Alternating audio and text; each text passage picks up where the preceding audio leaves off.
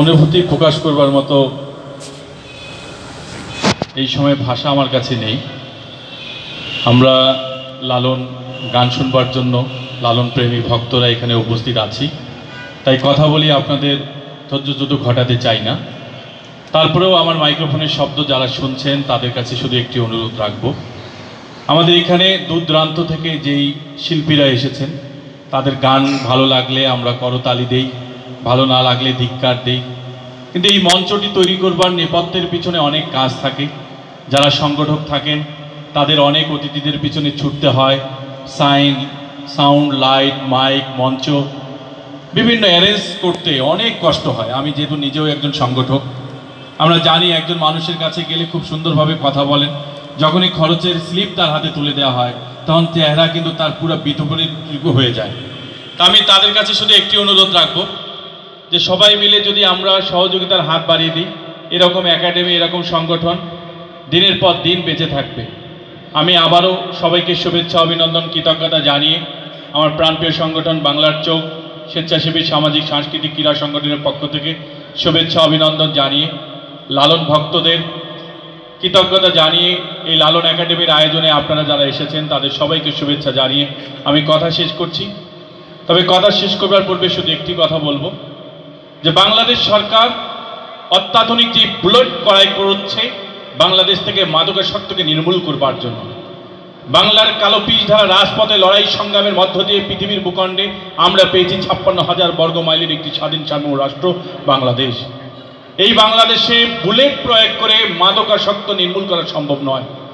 যদি মাদক নির্মূল করতে হয় ঘরে ঘরে সংস্কৃতিকে পৌঁছে দিতে হবে, যদি মাদক নির্মূল করতে হয় ঘরে ঘরে ক্রীড়াঙ্গনকে পৌঁছে দিতে হবে।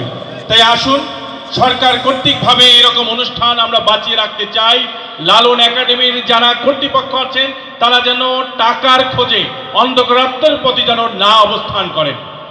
আমরা সকলে এই জায়গায় এগিয়ে আসবো। সবাই ভালো থাকবেন, সুস্থ থাকবেন, নিজ দায়িত্বে নিরাপদ থাকবেন, নিজেকে ভালোবাসবেন। আল্লাহ হাফিজ। জয় গুরু। আমার কিছু সাধু গুরুকে আমি দেখছি সামনে, কিছু গুরু মা আছেন, তারা আমাদের সঙ্গে সেবা নিয়ে যাবেন, কেউ সেবা না নিয়ে যাবেন না। ধন্যবাদ। একটু আগে আমি বলেছি যে আমার খুব আদরের, কিন্তু আমি দেখতে পাই না। দেখেন ওর অবস্থাটা, ও বক্তব্য দিল, কত সুন্দর বক্তব্য দিল। ওরাই বলবে, ওরাই পারে আমাদের আগামী দিনে আমাদের সংস্কৃতি, আমাদের চাওয়া, আমাদের সুস্থ চিন্তা ভাবনা এটাকে প্রতিষ্ঠিত করতে। ওদের মাঝেই আমরা বেঁচে থাকবো।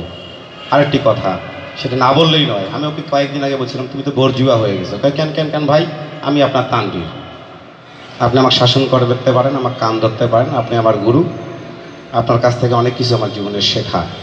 আসলে বরজুয়া তানবীর জন্য বরজুয়াদেরকে আমরা, মানে যারা বরজুয়া, যারা মনে করে যে সংস্কৃতিকে তারা জিম্মি করবে, যারা সংস্কৃতিকে নিজের কারণে ব্যবহার করবে, যারা সংস্কৃতিকে পুঁজি করবে, তাদের বিরুদ্ধে আমাদের জিহাদ থাকবে।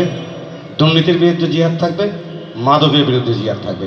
লালন মাদক সেবন করে না, এটা কোনো দলিলই নাই। তবে সামাজিকভাবে আমাদেরকে আমাদের সংস্কৃতি বুঝতে হবে, স্থানীয় সামাজিক অবস্থান বুঝতে হবে, কোথায় থেকে কোথায় আসছি আমরা আমাদের এই প্রজন্ম, এই তানবীরের মতো অনেকেই আছে এখানে যারা নতুন নতুন ছোট ছোট সংগঠন অনেক কষ্টে বাংলার চৌক প্রতিষ্ঠাতা করছে। কত কষ্ট। এখন তানবীরের টাকা আছে, এই তানবীরকে যা ঘন্টা পর ঘন্টা বহুদিন বহুজনের বাসার সামনে যা দাঁড়িয়ে থাকতে হয়েছে সংগঠনের জন্য। কি জন্য? ছেলেপেলেদেরকে সংস্কৃতির দিকে ধাবিত করবে, ছেলেপেলেদেরকে মাদক মুক্ত করবে। আমরা এই প্রচেষ্টাগুলো চালিয়েছি বিধায় আজকে সুষ্ঠু ধারা সংস্কৃতি 3 দিন ব্যাপী, 4 দিন ব্যাপী, 5 দিন ব্যাপী আমরা করছি। আমরা ওয়াজ শুনছি, আমরা পরামর্শ শুনছি, আমরা একসাথে নামাজ পড়ছি, একসাথে পূজা করছি। রংপুরের সংস্কৃতি আমি মনে করি বিশ্বে শান্তির একটি বার্তা বহন করে। আমরা এই তানবীরের মাধ্যমে আমরা জানাতে চাই যে বাংলাদেশের শিল্পকলা যেমন একাডেমি আছে, বিশ্বের বহু জায়গায় লালন একাডেমি আছে, আমরা রংপুরে লালন একাডেমি চাই। যেহেতু আমাদের